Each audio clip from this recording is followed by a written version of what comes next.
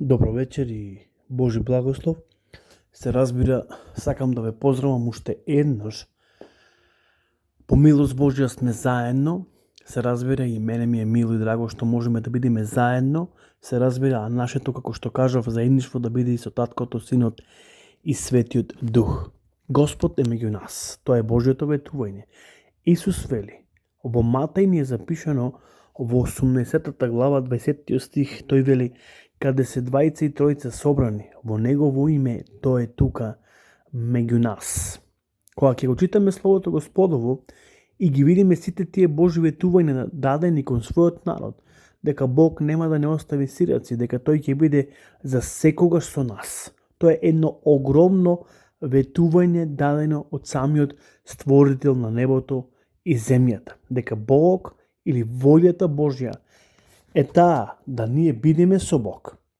Затоа Бог од таа гледна точка го испрати Исус на овој свет, за да може да го врати човекот во таа првобитна состојба.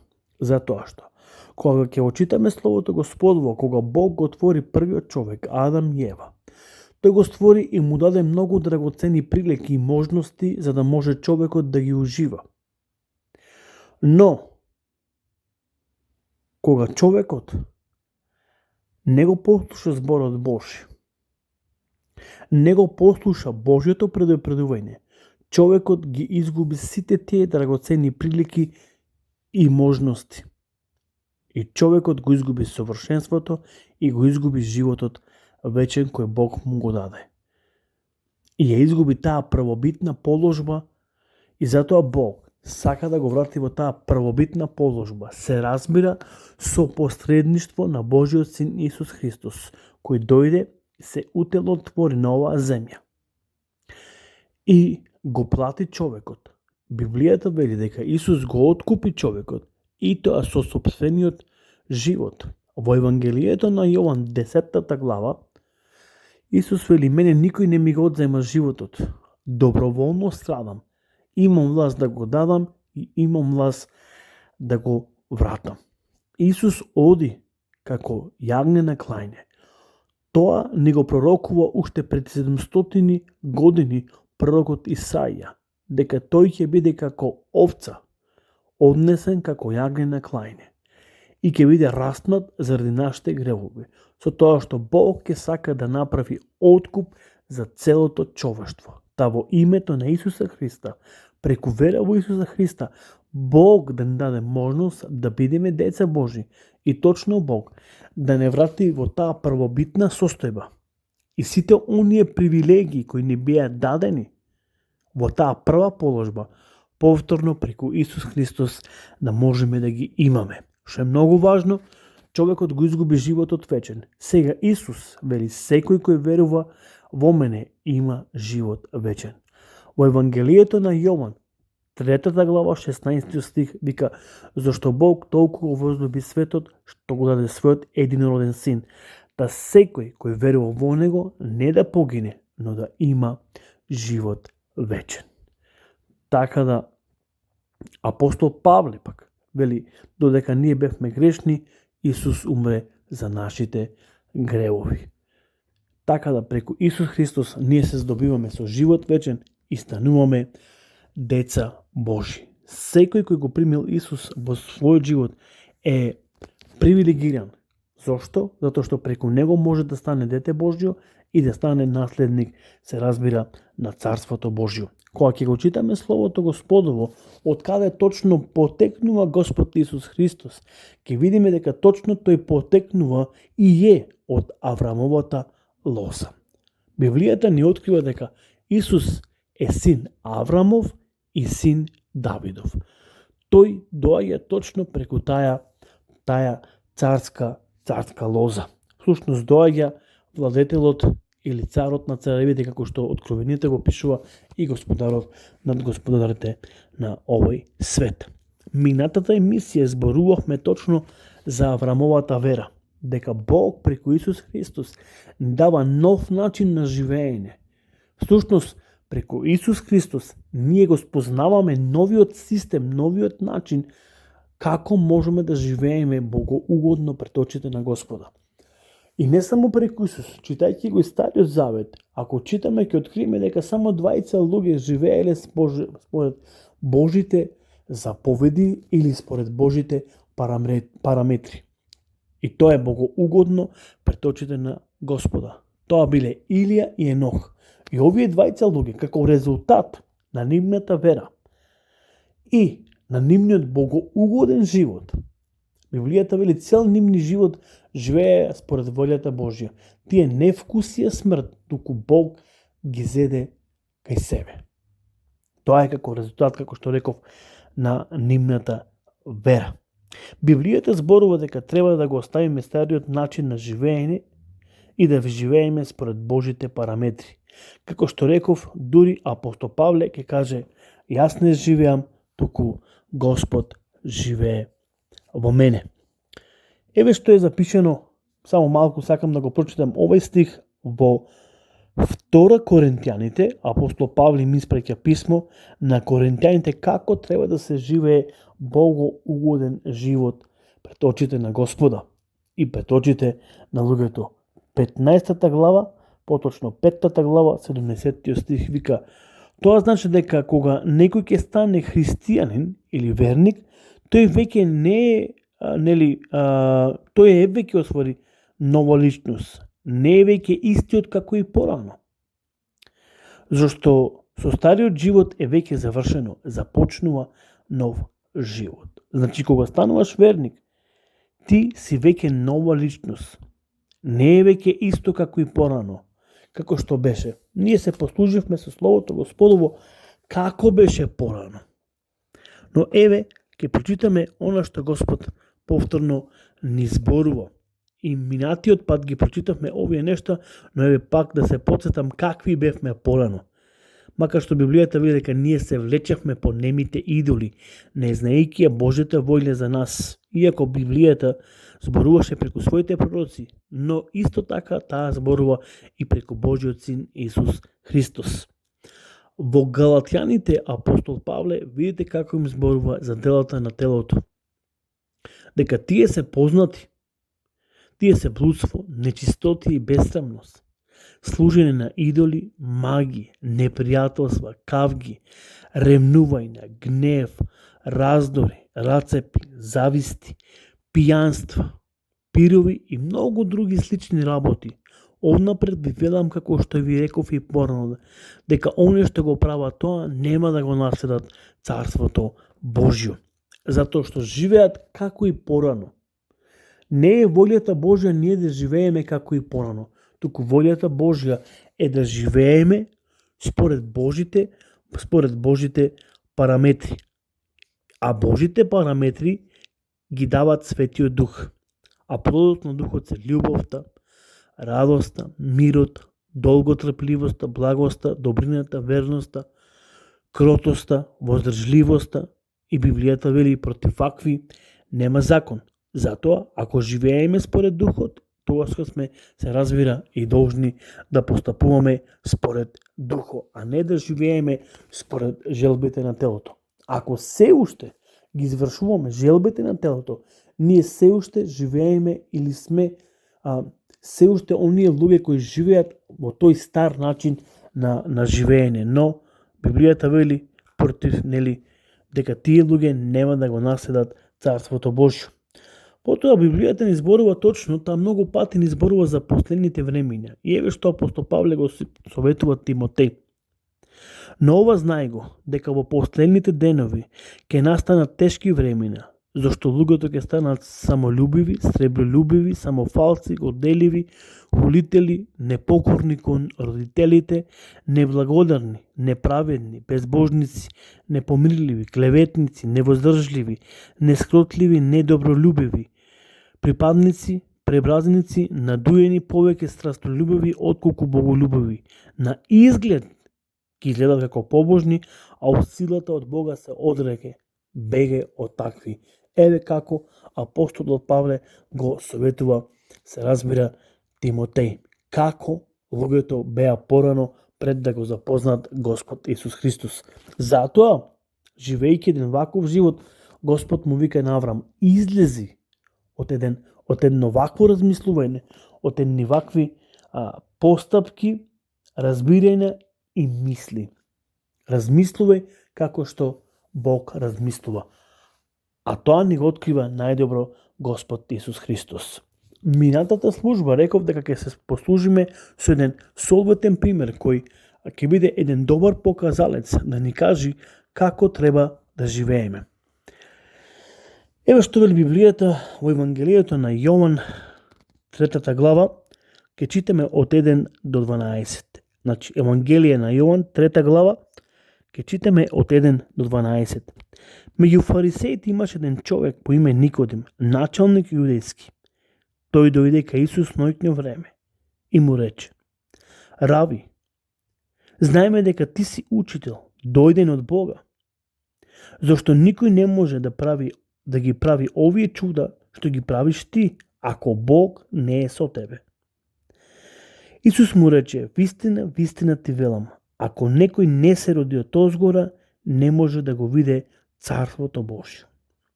Никодим му рече: Како може човек да се роди кога е стар?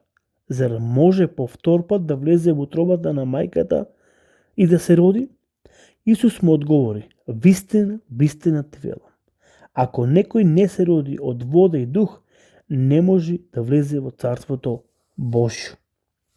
Зошто роденото тело тело е, а роденото дух е дух. Затоа не чуде се зошто ти реков: вие треба да се родите од озгора. Ветерот дува каде што сака, а гласот негов не го слушаш, но не знаеш од каде иде и каде оди.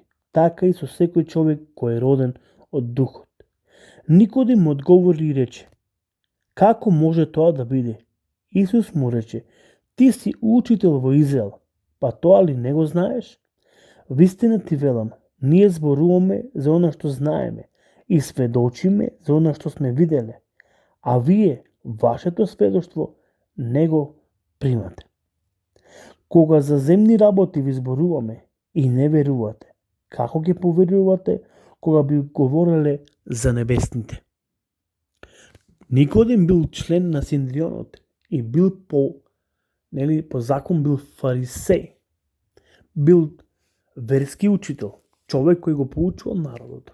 Но Исус му вели: остави го стариот начин на живење. Потребно е да се наново родиш преку дух и вистина. Тоа е преку Словото Господово и преку Духот кој е инспирација на Словото Господово, онака како што апостолот Павле го советува Тит, дека тоа е бајната на природување. Се разбира Словото на нашиот Господ Исус Христос. Исус нова ќе каже: вие сте веќе чисти преку Словото кој ви сум го проповедал. Затоа треба да се родиме преку дух и вистина, или како што Исус му вика на Никодим, дека треба да се родиме од озгора, за да можеме да го разбериме Божиот систем. Господ преку своите пророци, дури и преку Исус, преку Божиот Син, точно зборува за тој систем кој е богоугоден систем пред очите на Господа. И таков систем сака, или преку таков систем сака Бог, се разбира, ние да живееме. Бог на Аврам му се објавува прво како оне што сака да го благослови. Значи, ако сакаме да бидеме благословени, треба да излезиме од ваквиот начин на живеење, доколку сакаме да бидеме благословени. Не доколку Бог сака. Бог сака да не благослови, но дали сакаме ние да бидеме навистина благословени? Еве ќе отвориме во 12 глава, повторно, и ќе читаме прва книга на Мојсија, 12 глава од 1 до 3. И му рече Господ на Аврам: излези од својата земја и од родот свој и од домот на татка си, па појди во земјата што ќе ти ја покажам јас. Од тебе ќе направам голем народ, ќе те благословам, името твое ќе биде прославено и ти ќе бидеш благословен. Ќе ги благословам оние што тебе ќе те благословуваат и ќе ги проколнам оние што тебе ќе те проколнуваат. Преку тебе ќе бидат благословени сите народи, се разбира, на земјата. Друго, оне кој што се грижи за него е како штит. Значи, прво Бог сака да го благослови. Потоа тој му се објавува дека како оној кој сака да се грижи за неговиот живот и се поставува како штит. Ќе отвориме во 15-та глава, значи од првата книга на Мојсе, 15-та глава, првиот стих. По оние настани беше упатено словото Господово кон Аврам во видение и му вели: не плаши се, Авраме, јас сум ти штит и наградата твоја ќе биде голема. Значи, прво Господ сака да го благослови, но претходно му вели излези од таквиот систем на размислување, од таквиот систем на живеење. И потоа Бог сака да го благослови. И му вели ке те благословам и преблагословам.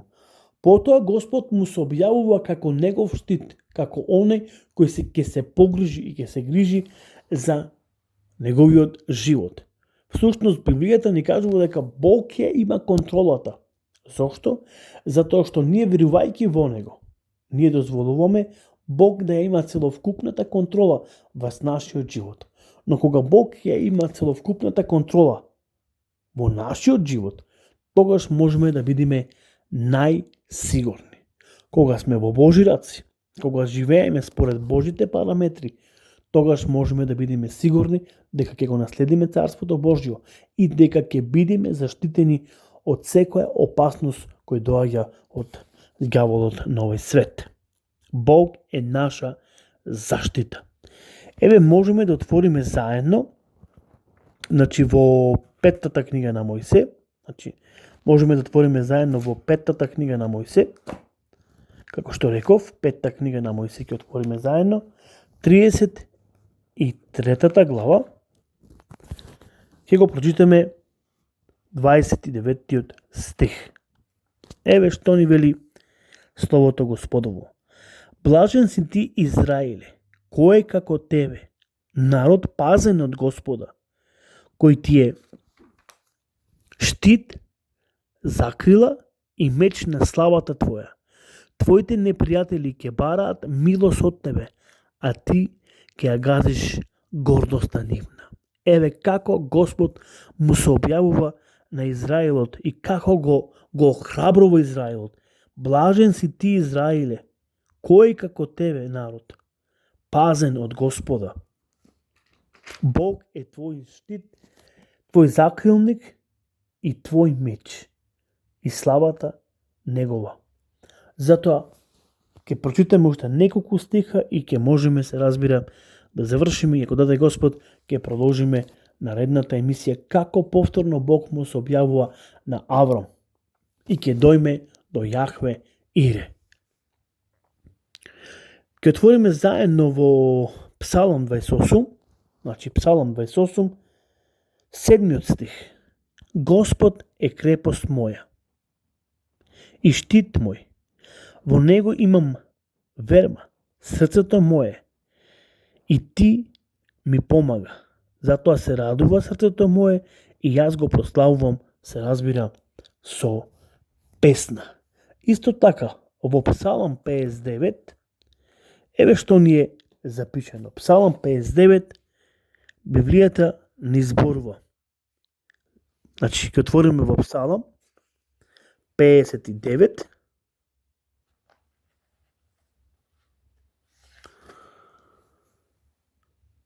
16 и 17. Јас пак со песма ќе ја славам твојата сила и од рани зори ќе се радувам со твојата милост, бидејќи ти ми беше закрила и прибежиште во ден на мојата несреќа. Сила моја, тебе ти пеам, зашто ти си ми закрила, Боже, милоста твоја. Потоа, а во Псалом 121:5. Псалом 121:5. Господ е твој чувар. Господ е твој штит. Од кај тебе е од твојата десна рака. Значи, Господ е со нас, Господ не чува и тој е нашиот штит. Ова се Божите ветувања дадени кон Божиот народ. Така Бог му се објавува на Аврам, дека оној кој сака да го благослови и дека тој ќе биде неговиот штит.